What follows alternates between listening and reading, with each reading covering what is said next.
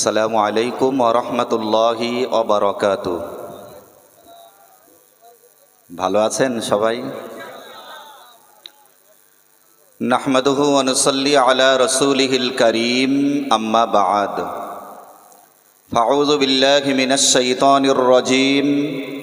বিসমিল্লাহির রহমানির রহিম। ইন্না আকরামাকুম ইনদাল্লাহি আতকাকুম। সাদাকাল্লাহুল আযীম। وقال النبي صلى الله عليه وسلم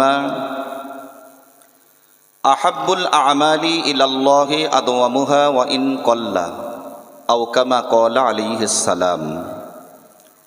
সম্মানিত সভাপতি এবং আমাদের শ্রেতাজ প্রখ্যাত সুখ্যাত স্বনামধন্য আলেমে দ্বীন জনাব মোহতারাম আলহাজ হাফিজ মাওলানা মুফতি আল্লামা আব্দুল কাইয়ুম সাহেব হুজুর, স্টেজে বসে আছেন একাধিক ওলামা হজরতগণ,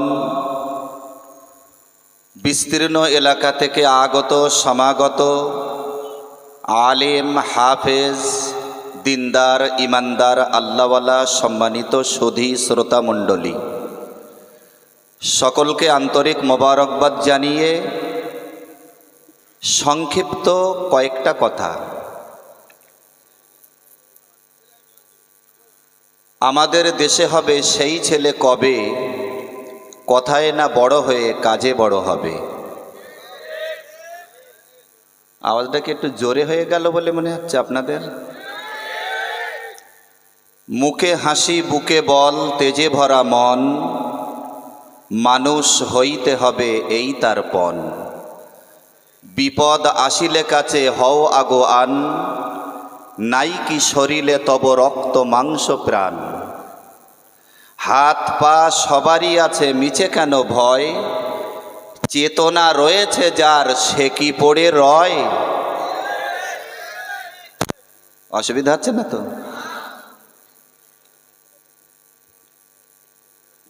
এত মানুষ এসেছেন, আল্লাহ পাকের শাহী দরবারে শুকরিয়া আদায় করে শেষ করা যাবে না। আমার যেন মনে মনে এটা হয়েছে, ইসলামের বিরোধিতা এটা নতুন কিছু নয়, এটা বহুত পুরানা।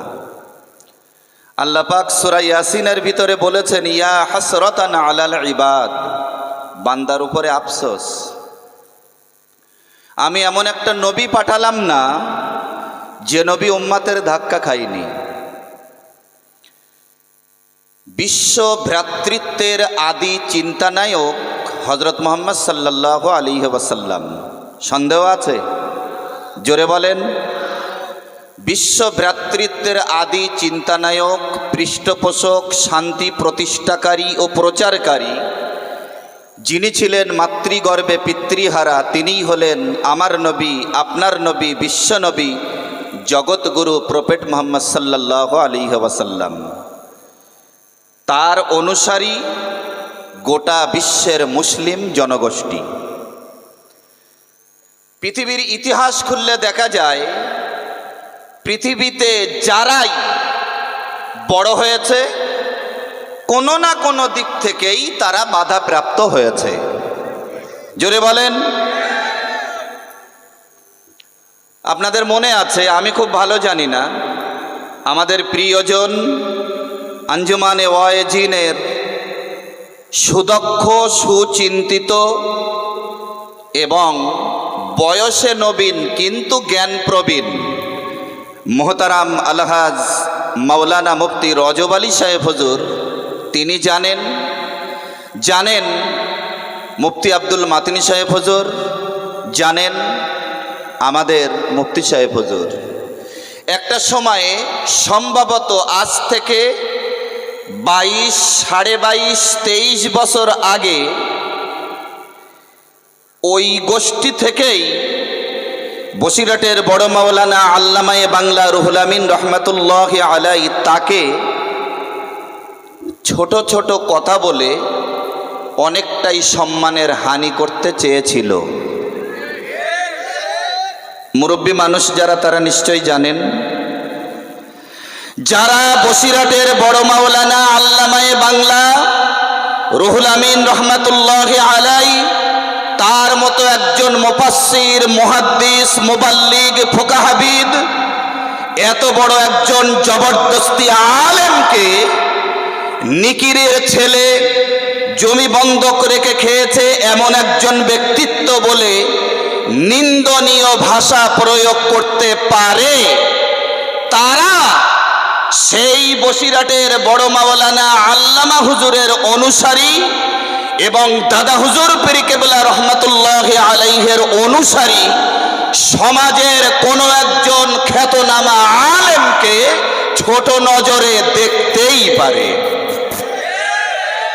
কি আশা করব? ও আল্লাহ, এ আমি কখন পড়বো একবার? ও আচ্ছা আচ্ছা,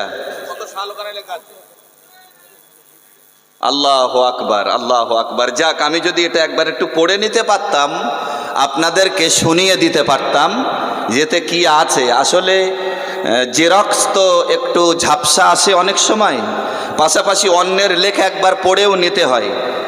আচ্ছা, এটাকে আমি একবার পড়বো, তবে এখন না, এখন না, আমাকে একটাবার অন্তত পড়ার সুযোগ দিতে হবে, যেহেতু যত মানুষ এখানে শুনছেন, হাজার হাজার মানুষ, পাশাপাশি অসংখ্য মিডিয়া প্রচার করছে আমাদের এই কথা, তাই না? আমি অল্প কথা একটুখানি বলি, প্রমাণ যে আছে এটা তার বাস্তবতা। এজন্যে আমি আরেকটা জিনিস চিন্তা করেছি, মিডিয়া যেভাবে প্রচার করেছে, উত্তর 24 পরগনা, দক্ষিণ 24 পরগনা, হুগলি, হাওড়া, মেদিনীপুর, এছাড়া আরও অন্যান্য জেলা থেকে যেভাবে পার্সোনাল গাড়ি এবং সমষ্টিগতভাবে গাড়ি করে মুফতি সাহেব হুজুরের পক্ষ অবলম্বনে ফুরফুরা শরীফে যাবে বলে প্রস্তুত হয়েছে, এটা তারা সুস্পষ্ট বুঝতে পেরেছে যে মুফতি সাহেবের কত লোক এটা যেন জাতি না জানে, মনে হয় তার কারণেই নিজের পক্ষ থেকে বাধা দেওয়ার সৎসাহস হলো না, প্রশাসন দিয়ে আটকানো হয়েছে।